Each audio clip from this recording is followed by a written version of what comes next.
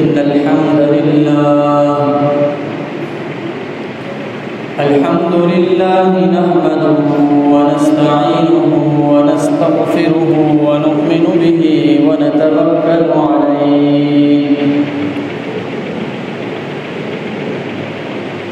ونعوذ بالله من شرور أنفسنا ومن سيئات أعمالنا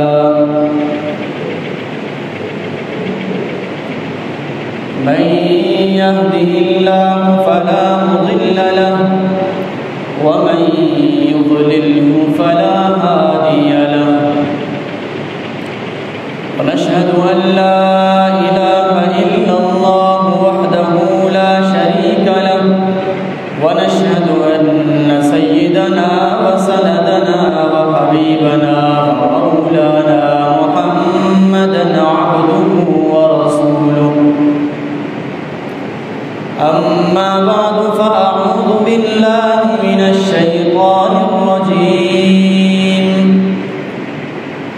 بسم الله الرحمن الرحيم إنا أنزلناه في ليلة القدر وما أدراك ما ليلة القدر ليلة القدر خير من ألف شهر تنزل الملائكة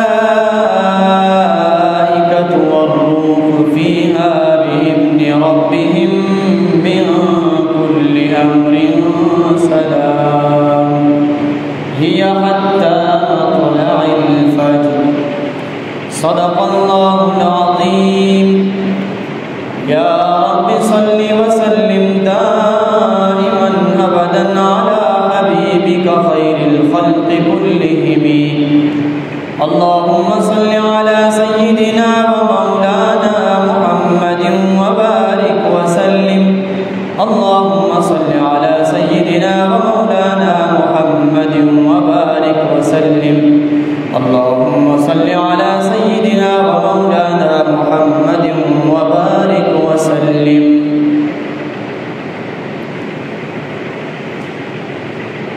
انتہائی واجب الاحترام قابل سب تکریم میرے غیور مسلمان بھائی اور دوستوں بزرگوں،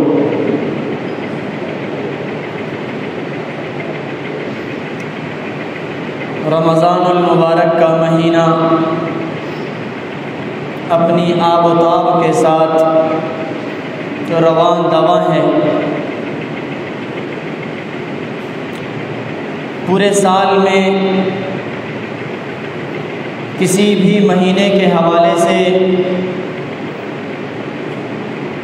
بہت کم ہمارا یہ تأثر ہوتا ہے کہ یہ مہینہ جلدی گزر گیا،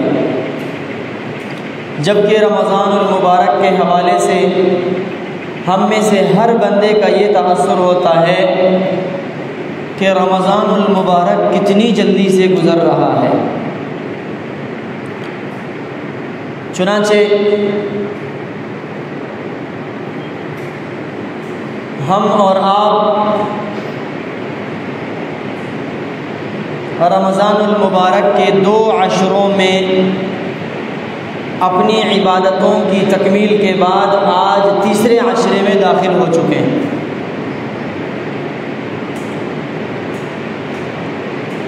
آخری عشرہ اور سب سے بابرکت عشرہ رمضان المبارک کا، ویسے بھی رمضان المبارک عبادتوں کا سیزن ہے، مسلمانوں کی کمائی کا سیزن ہے، آخرت کو بنانے کا سیزن ہے، اپنی جنت کمانے کا موقع ہے، اور ہر زندہ مسلمان کے لیے اپنے درجات کی بلندی کا گولڈن اور بہترین چانس ہے کہ جس میں انسان اپنی زندگی میں چند لمحے عبادت کر کر آخرت کے درجات کو بلندی تک پہنچا سکتا ہے۔ چنانچہ اس میں اللہ رب العزت کی خاص رحمت مسلمانوں کی طرف متوجہ ہوتی ہے۔ اس سے بڑھ کر اور کیا ہو کہ رمضان المبارک میں ہر افطاری کے وقت روایات میں آتا ہے کہ روزانہ افطاری کے وقت اللہ رب العزت 70,000 جہنمیوں کو جہنم سے نکال کر جنت میں لاتے ہیں۔ 70,000 وہ لوگ جو جہنم میں ہوں گے، اور رمضان المبارک کے پہلے افطاری سے اللہ رب العزت ہر افطاری کے موقع پر 70,000 جہنمیوں کو جہنم سے نکال کر جنت میں لاتے ہیں،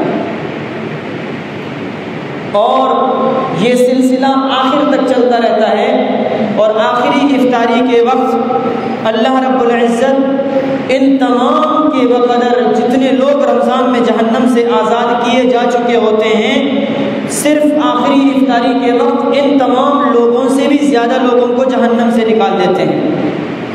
اور بعض روایات میں آتا ہے کہ عید کے موقع پر جب انسان عید کی نماز پڑھنے کے بعد اپنے گھروں کو لوٹنے سے پہلے ایک دوسرے سے گلے مل رہے ہوتے ہیں، محبت سے خوشی سے مل رہے ہوتے ہیں، عید کی مبارکباد دے رہے ہوتے ہیں، اس وقت اللہ آسمانوں پر تشریف رکھتے ہیں اور وہیں سے جلوہ افروز ہو کر فرشتوں کو کہتے ہیں کہ کیا تم ان کے بارے میں کہتے تھے کہ یہ آپس میں لڑیں گے، خون خرابہ کریں گے، فساد پھیلائیں گے؟ یہ ہیں وہ لوگ کہ جن کو میں نے پیدا کیا اور جن کے بارے میں تم یہ کہتے تھے کہ یہ فساد کریں گے، آج دیکھو یہ کہاں ہے فساد۔ پھر اس وقت ان تمام جو عید میں آنے والے ہوتے ہیں ان کی مغفرت کا فیصلہ دیا جاتا ہے۔ کس قدر عظیم الشان سعادت کی بات ہے، اس کی قیمت کا اندازہ ہمیں ظاہری آنکھوں سے نہیں ہوتا میرے عزیزوں۔ دنیا میں گرد و غبار جب سامنے ہو تو گرد کے پیچھے جو چیز ہوتی ہے وہ نظر نہیں آتی۔ یہ جب تک ہماری زندگی ہے، یہ آنکھیں کام کر رہی ہیں، جسم کے اندر روح اور سانسیں چل رہی ہیں، اس وقت تک یہ آخرت کے انعامات، روزے کے انعامات، نماز کے انعامات، صدقے کے ثمرات، زکوٰۃ کے فضائل، حج کے فضائل، جنت کی بشارتیں، جنت کی فضیلتیں، جنت کے انعامات کا احساس تک ہمیں نہیں ہوتا۔ ہمیں یہ ساری چیزیں پتہ ہی نہیں ہوتی کہ یہ ہے کوئی چیز یا نہیں۔ لیکن جب یہ آنکھیں بند ہوں گی، جب روح جسم سے نکل جائے گی، اس وقت پھر ہمیں اندازہ ہو جائے گا فَسَوْفَ تَرَىٰ إِذَا انكَشَفَ الْغُبَارُ أَفَرَسٌ تَحْتَ رِجْلِكَ أَمْ حِمَارٌ۔ اس وقت ہمیں اندازہ ہو جائے گا کہ جس چیز کو ہم بہت معمولی سمجھ رہے تھے، آج وہ چیز تو بہت بڑھیا ہے، کہ جن ایک ایک نیکی کے لیے ہم اپنی زندگی ضائع کر دیتے تھے اور نیکیوں کو ویسے موقع ضائع کر دیتے تھے، آج انہی نیکیوں کے لیے ترسیں گے لیکن پھر وہ موقع نہیں آئے گا۔ چنانچہ آج بھی موقع ہے، سنبھل جانے کا وقت ہے، اور اپنی اصلاح کرنے کا وقت ہے، اور اپنے اصلاح اعمال کی فکر کے حوالے سے فکر کرنے کا وقت ہے۔ جب تک یہ سانسیں چل رہی ہیں ہم اپنے آپ کو بنا سکتے ہیں، ہم اپنی محنت کے بل بوتے پہ جنت کما سکتے ہیں، لیکن اگر بدبختی ہو اور ہماری بدقسمتی ہو کہ ان موقعوں سے فائدہ نہ اٹھائیں، خدا نہ خواستہ اللہ نہ کرے، تو پھر یہ ہمارے لیے وبال جان ہے۔ چنانچہ یہ جو 20 دن ہم نے گزار دیے، 21واں دن بھی جا رہا ہے، اب تک جو ہم نے غفلت کی زندگی گزاری، آج سے ہم یہ عہد کر لیں نبی سے کہ اب کے بعد انشاءاللہ ہماری زندگی غفلت میں نہیں ہوگی۔ یہ غفلت کو ختم کریں گے، غفلت کی چادر کو پھینک دیں گے اور اللہ کے سامنے سجدہ ریز ہوں گے۔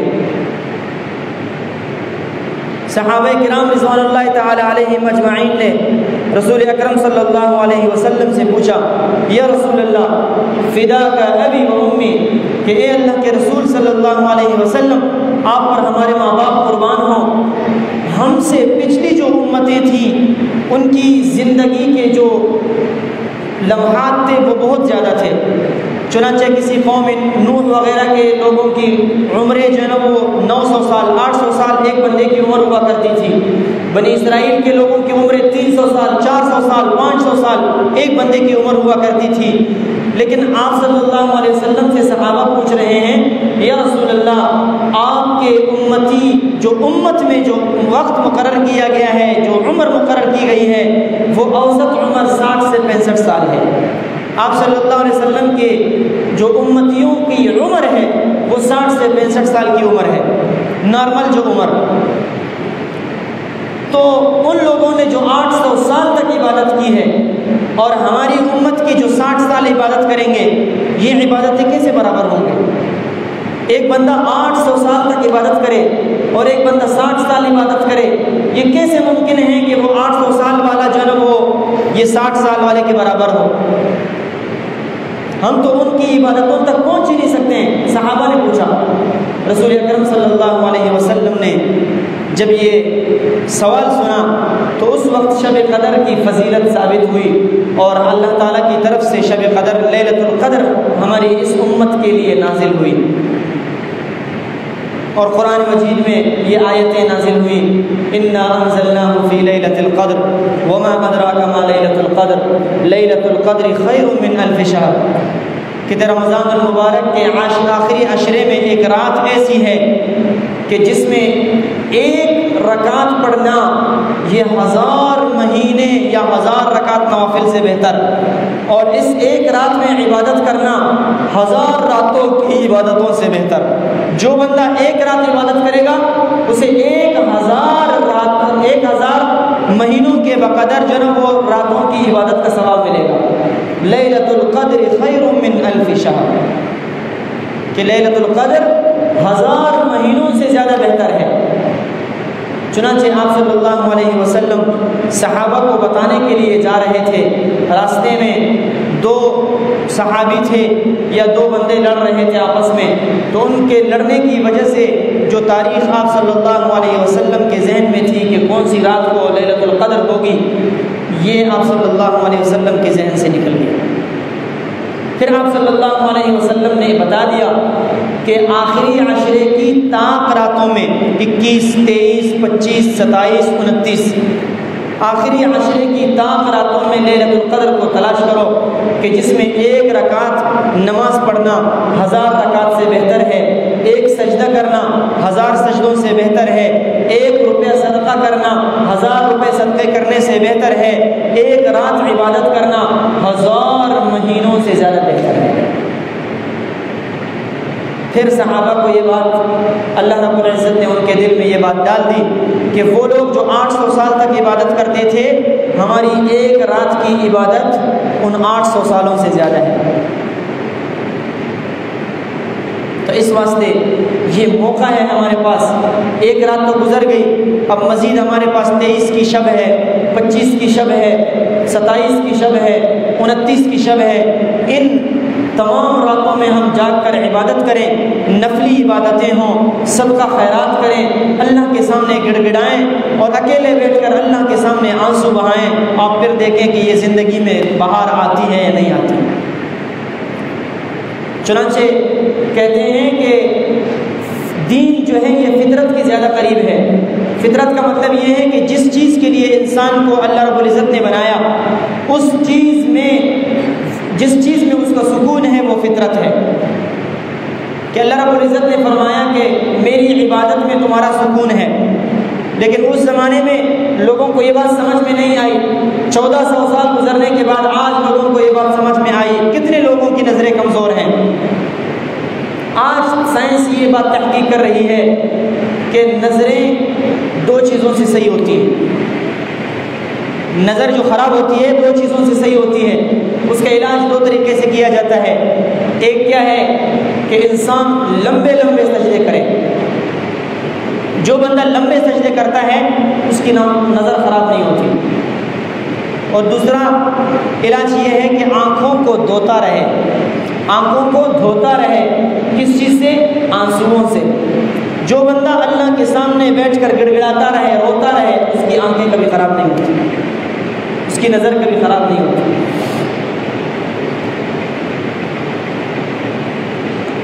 یہ موقع ہے ہمارے پاس میرے عزیزوں۔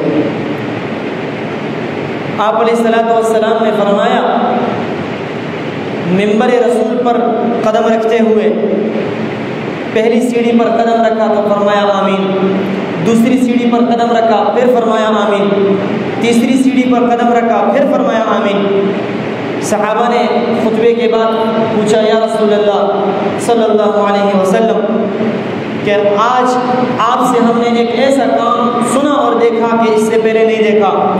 فرمانے لگے کہ میں جب ممبر پر آ رہا تھا تو پہلی سیڑھی پر جب میں نے قدم رکھا تو جبرائیل امین میرے پاس آئے اور اس نے بددعا دی۔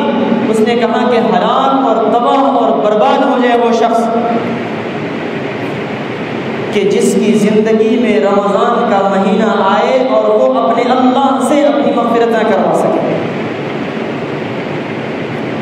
جبرائیل بددعا دے رہے ہیں اور جواب میں آمین کہنے والا دونوں جہانوں کا سردار، آمنہ کے لفت جگر، حضرت عبداللہ کے نور نظر، مدینہ کے سردار حضرت محمد مصطفیٰ صلی اللہ علیہ وسلم ہیں، وہ آمین کہہ رہے ہیں۔ دوسری سیڑھی پر قدم رکھا تو کہتے ہیں کہ جبرائیل نے فرمایا ہلاک ہو جائے وہ شخص کہ جو اپنی زندگی میں اپنے والدین کو بڑھاپے میں پائے لیکن وہ ان کی خدمت نہ کرے، یعنی ان کے والدین اس کی زندگی میں بوڑھے ہوں اور ان کو اس کی خدمت کا ضرورت ہو لیکن بجائے ان سے خدمت کروانے کے وہ ان کی خدمت نہ کرے، ان کو تکلیفیں پہنچائے اور وہ کرب اور مصیبت کی حالت میں اس دنیا سے رخصت ہو جائیں، تو پھر محمد رسول اللہ صلی اللہ علیہ وسلم نے فرمایا آمین۔ تیسرے نمبر پر جب تیسری سیڑھی پر قدم رکھا جبرائیل علیہ السلام نے فرمایا ہلاک اور تباہ ہو جائے وہ بندہ، وہ شخص کہ جس کے سامنے تیرے یعنی محمد صلی اللہ علیہ وسلم کا ذکر آئے، نام نامی آئے اور وہ بندہ تجھ پر درود نہ بھیجے۔ چنانچہ ایک عام آدمی کی بددعا سے ہم کتنا ڈرتے ہیں کہ بھئی بددعا لگتی ہے۔ جبرائیل علیہ السلام کی بددعا کس قدر تاثیر والی ہوگی اور اس کے جواب میں میرے اور آپ کے محبوب سردار محمد مصطفیٰ صلی اللہ علیہ وسلم کی آمین یہ کس قدر پختگی اور مضبوطی والی بددعا ہوگی۔ اگر ہماری زندگی میں رمضان کا مہینہ آیا ہے، اگر ہم اپنی مغفرت نہ کروا سکے میرے عزیزوں تو ہمارے لیے بھی یہ بددعا ہے۔ ہماری زندگی میں والدین بوڑھے ہیں، اگر ہم اپنے والدین کی خدمت نہ کر سکے تو اللہ کی قسم اس بددعا میں ہم بھی شامل ہیں۔ ہمارے سامنے ہمارے پیارے محبوب صلی اللہ علیہ وسلم کا نام نامی آئے اور ہمارے منہ سے آپ صلی اللہ علیہ وسلم کے لیے کم از کم صلی اللہ علیہ وسلم بھی نہ نکل سکے تو پھر ہم بھی اس بددعا میں شامل ہیں۔ اگر وہ کہیں کہ تم ہلاک ہو جاؤ تو پھر ہمیں ہلاکت سے کون بچائے گا؟ تو اس واسطے ان لمحات کو قیمتی جانیں، ان لمحات کی قدر کریں۔ ہم نے جو چیزیں معلوم کی ہوئی ہیں، جو چیزیں ہمیں معلوم ہیں، جن چیزوں کا ہمیں علم ہے، جو ہمارے نفوس میں آ جائیں تب جا کے ہماری زندگی بنے گی۔ جو چیزیں کتابوں میں ہیں نا نقوش ہیں، وہ جو نقوش میں ہیں وہ نفوس میں آ جائیں، جو ہمیں معلوم ہیں وہ ہمارا معمول بن جائیں، ہمارے عمل میں آ جائیں، تب جا کر ہم کہہ سکتے ہیں اللہ کے سامنے کہ واقعی ہم نے محنت کی ہے۔ آپ ذرا ٹھنڈے دماغ سے سوچئے کہ آج ہمارے پاس اس وقت آپ علیہ السلام سے پوچھا گیا یا رسول اللہ نماز پڑھنے میں کیفیت کیا ہونی چاہیے، یا کوئی نیک عمل کرتے ہوئے کیا انسان کی کیفیت ہو کہ وہ نیکی کر رہا ہو؟ فرمانے لگے کہ جب بھی کوئی نیکی کرو تو یہ سمجھ کر کرو کہ میری زندگی کی آخری نیکی یہی ہے۔ جب نماز میں کھڑے ہو تو یہ سمجھ لو کہ آج میری نماز میری زندگی کی آخری نماز یہی ہے۔ رمضان کا مہینہ ہے، میں روزہ رکھ رہا ہوں، میں یہ سمجھوں کہ میری زندگی کا آخری روزہ یہی ہے۔ پھر اس وقت ایک بندے کے سامنے جب قبر ہو، اسے یہ پتہ ہو کہ میں آج مر جاؤں گا اور میں قبر میں جاؤں گا، مجھ سے سوال جواب ہوگا، تو کیا میں دھوکہ دہی کروں گا؟ کیا میں کسی سے جھوٹ بولوں گا؟ کیا میں چغلی کھاؤں گا؟ کیا میں کسی کی غیبت کروں گا؟ کیا میں کسی کی حق تلفی کروں گا؟ کیا کسی کے ساتھ ظلم اور ناانصافی کروں گا؟ ہرگز نہیں کر سکتا، بلکہ میں ہر قدم کو احتیاط کے ساتھ رکھنے کی کوشش کروں گا، ہر قدم پھونک کر رکھوں گا کہ کہیں ایسا نہ ہو کہ میں تو جا رہا ہوں، کہیں ایسا نہ ہو کہ یہ قدم میرے غلط نہ ہو، آخرت میں میرے قدم میدان محشر میں ڈگمگا نہ جائیں۔ یہ زندگی کا معمول بنا لیں۔ کوئی ہماری نیت یہ ہو اور ہمارا تاثر یہ ہو، ہماری فیلنگ یہ ہو کہ یہ میری زندگی کی آخری نیکی ہے، تب جا کر ہماری زندگی میں کچھ نہ کچھ اخلاص باقی رہے گا، ورنہ یہ ساری کی ساری چیزیں میرے عزیزوں میں سے رہ جائیں گی۔ اور آخری عشرہ ہے، اس میں طاق راتوں میں ایک رات تو ہم سے نکل گئی غفلت کی زندگی میں، اللہ رب العزت ہم سب کو غفلت سے نکال دے۔ یہ جو بقیہ 4 راتیں رہتی ہیں، 23 کی شب ہے، 25 کی شب ہے، 27 کی شب ہے، 29 کی شب ہے، ان میں چند ایک کام کر لیں۔ اگر پوری رات عبادت نہیں کر سکتے تو چند ایک کام کر لیں انشاءاللہ العزیز۔ اگر ان میں سے کسی شب میں لیلۃ القدر ہوئی تو ہمیں عبادتوں کا ثواب ملے گا۔ ایک کام تو ہم میں سے ہر بندے نے یہ کرنا ہے کہ رات کو سونے سے پہلے کم از کم 2 رکعت صلاۃ اللیل اور صلاۃ التوبہ پڑھنی ہے، اللہ کے سامنے گڑ گڑانا ہے اور اللہ سے معافی مانگنی ہے اور اپنی مغفرت مانگنی ہے۔ ایک کام یہ کرنا ہے، اور اس جذبے اور اس احساس کے ساتھ کہ یہ میری زندگی کی آخری نماز ہے، میں اپنے گناہوں کو دھلوا دوں اور میں سلام پھیرنے کے بعد اللہ کے سامنے جانے والا ہوں، تو اس وقت انشاءاللہ العزیز ہماری نماز میں خشوع خضوع پیدا ہوگا اور ہم اچھی طریقے سے نماز پڑھیں گے۔ اور دوسرا کام یہ کرنا ہے کہ حسب استطاعت، جس قدر ہماری استطاعت ہے، جس قدر ہمیں اللہ رب العزت نے نوازا ہے، اس قدر، اس کے مطابق، اس کے بقدر کچھ نہ کچھ اللہ کے راستے میں صدقہ کریں، کچھ نہ کچھ اللہ کے راستے میں صدقہ کریں، اخلاص نیت کے ساتھ۔ اگر اللہ نے ہمیں 1 روپے کی استطاعت دی ہے، اگر ہم سچے دل سے وہ 1 روپیہ اللہ کے راستے میں خرچ کریں تو وہ کروڑوں سے بہتر ہے کہ جو بغیر اخلاص کے خرچ کیے جائیں۔ لیکن اگر اخلاص نہ ہو اور ہم کروڑوں خرچ کریں تو میرے عزیزوں یہ ہمارے لیے وبال جان ہے۔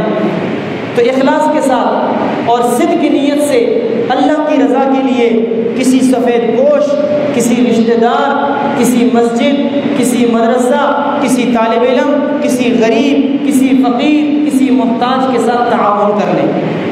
ان 4 راتوں میں سے ہر رات روزانہ اپنی استطاعت کے بقدر، چاہے وہ آپ کی استطاعت 1 روپے کی ہو یا 1 لاکھ روپے کی ہو، اس نیت سے کہ یہ اللہ کے ہاں جا رہا ہے اور قیامت کے دن میں اللہ سے وصول کروں گا اس کا بدلہ۔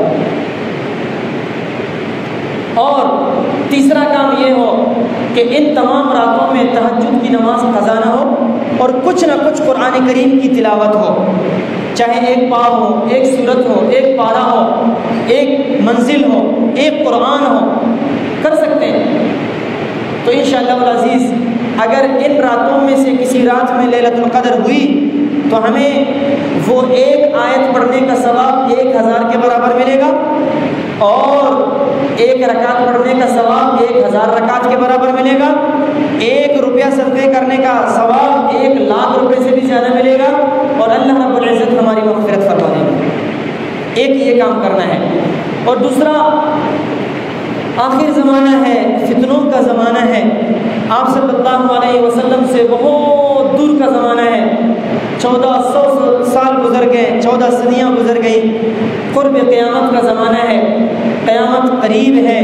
آپ علیہ السلام نے فرمایا کہ لوگ صبح اٹھیں گے مسلمان ہوں گے، لیکن رات کو سوئیں گے کافر سوئیں گے، اعمال کا پتہ نہیں چلے گا، ہماری زبان سے کیا الفاظ نکل رہے ہیں، ہمارے کردار سے کیا کام انجام دیے جا رہے ہیں، ہماری نمازیں کہاں، ہماری زکوٰۃ کہاں، ہماری حج کہاں۔ کہنے کا تو ہم حاجی صاحب ہیں، صوفی صاحب ہیں، مولوی صاحب ہیں، امیر صاحب ہیں، لیکن ہمارے پاس اعمال کچھ بھی نہیں ہے کہ جو اللہ کے سامنے پیش کریں۔ یہ فتنوں کا زمانہ ہے۔ 3 کام اپنے ذمے یہ لازمی پکڑ کے آج سے جائیں، اپنے پلے باندھیں کہ 3 کام ہم نے لازمی کرنے ہیں۔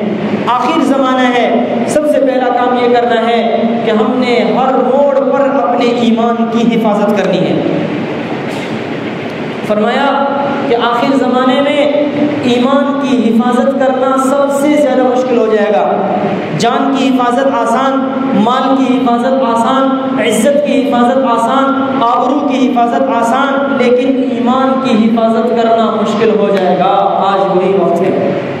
ہم کیا کیا زبانوں سے بکواسات غلیظ قسم کے الفاظ نکالتے ہیں. بسا اوقات اللہ معاف کرے کئی ایسے لوگ ہوتے ہیں وہ کفر میں داخل ہو جاتے ہیں، انہیں پتہ ہی نہیں ہوتا. تو اس واسطے اپنے ایمان کی فکر ہو، اور اس کی فکر کی ایک صورت یہ ہے کہ رات کو سونے سے پہلے کم از کم ایمان کی تجدید کر کے سو لیں. لا الہ الا اللہ کم از کم 100 مرتبہ پڑھ کے سو جائیں اور کلمہ طیبہ کا ورد کرتے ہوئے نیند کی آغوش میں چلے جائیں. دوسرا کام، اپنے ٹوٹے پھوٹے جو اعمال ہیں نا، ٹوٹے پھوٹے اعمال، نماز پڑھتے ہیں، اس نماز کی فکر ہو، اس نماز کو بچانے کی فکر ہو. آخر زمانہ ایسا ہے میرے عزیزوں کہ اپنے اعمال کی حفاظت نہیں ہو سکے گی. چنانچہ آج آپ دیکھ رہے ہیں مسجدوں میں جانا دشوار ہے، ایک خوف سی کیفیت ہے، ایک فضا بنی ہوئی ہے کہ رشکش جمگٹا مسجد میں جائیں گے تو ایک ہر بندہ نمازی نہیں، جو عام مسلمان طبقہ ہے وہ اس بات سے ڈرتے ہیں کہ مسجد میں جائیں گے تو یہ وبا ہمیں پکڑ لے گی. یہ مواقع ہیں کہ جو اعمال ہم سے چھین لیے جائیں گے. ایمان تو چھین لیا گیا، اعمال بھی چھین لیے جائیں گے. کہ نماز ٹوٹا پھوٹا پڑھ لیتے تھے، آج وہ بھی ادا نہیں ہو رہا. مسجدوں میں آتے تھے، آج وہ بھی نہیں کر رہے. تلاوت کرتے تھے، آج وہ بھی نہیں کر رہے. اور کچھ نہ کچھ لوگوں کے ساتھ تعاون کرتے تھے، آج وہ بھی نہیں ہو رہا. آخر زمانہ ہے، فتنوں کا زمانہ ہے میرے عزیزوں. ایک دوسرا کام جو کرنے کا ہے وہ یہ کہ اپنے جو ٹوٹے پھوٹے اعمال ہیں ان پر پابندی ہو اور ان کی حفاظت ہو. اگر نماز پڑھتے ہیں تو نماز پابندی کے ساتھ پڑھنے والے بن جائیں، کبھی بھی قضا نہ ہو جائے. اور ایک آخری کام جو کرنے کا ہے، آخر زمانے میں آپ صلی اللہ علیہ وسلم نے فرمایا لوگوں کو مال کے ذریعے سے آزمایا جائے گا. لوگوں کو اس قدر تنگدستی میں مبتلا کیا جائے گا کہ وہ اپنے پانی پینے کے لیے دوسرے کے محتاج ہوں گے. پھر میرے دشمن یعنی آپ صلی اللہ علیہ وسلم کے جو دشمن ہوں گے وہ پانی بھی دیں گے، کھانا بھی دیں گے، روٹی بھی دیں گے، سب چیزیں انہیں دیں گے، لیکن ان سے اس کے بدلے میں ان کا ایمان چھین لیں گے. آج وہی دور ہے جس میں ہم اور آپ جی رہے ہیں.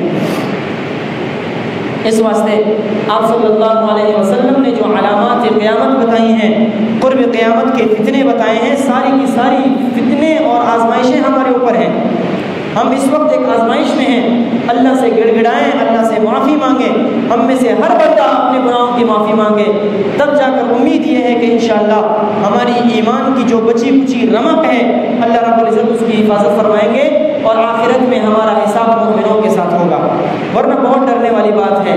اللہ کریم ہمیں ان 3 باتوں کو اپنی زندگی میں لانے کی توفیق عطا فرمائے. اور شب قدر کے حوالے سے جو 3 باتیں میں نے آپ حضرات کے سامنے کی کہ روزانہ کم از کم کچھ نہ کچھ مقدار میں تلاوت، اور اس کے ساتھ ساتھ 2 رکعت صلاۃ اللیل، صلاۃ توبہ، اور تیسرا کام کہ رات میں کم از کم اللہ کی رضا کے خاطر اپنی استطاعت کے بقدر کسی کے ساتھ تعاون کرنا، چاہے وہ مسجد میں ہو، چاہے مدرسے میں ہو، طالب علم کے ساتھ ہو، اپنے غریب رشتہ دار کے ساتھ ہو. تو یہ 3 کام اپنی زندگی کا حصہ بنا لیں ان 4 راتوں میں. اور باقی اپنے ایمان کی حفاظت کی فکر کرنا، اعمال کی حفاظت کی فکر کرنا، اور اپنے آپ کو تنگ دستی سے بچانا، اور اللہ نے جو دیا ہے اس پر رضامندی اختیار کرنا اور قناعت اختیار کر کے دوسروں کے سامنے ہاتھ پھیلانے سے بہتر ہے کہ ہم اپنے ان چیزوں پر عمل کریں اور اپنی آخرت کی فکر کریں. اللہ کریم ہم سب کو عمل کرنے کی توفیق عطا فرمائے، ہمارے جان، مال، عزت، آبرو، ایمان اور اعمال کی حفاظت فرمائے. اللہ کریم فتنوں سے بچائے. اللہ رب العزت ان آزمائشوں سے ہم سب کو نکال دے. وآخر دعوانا ان الحمد للہ رب العالمین.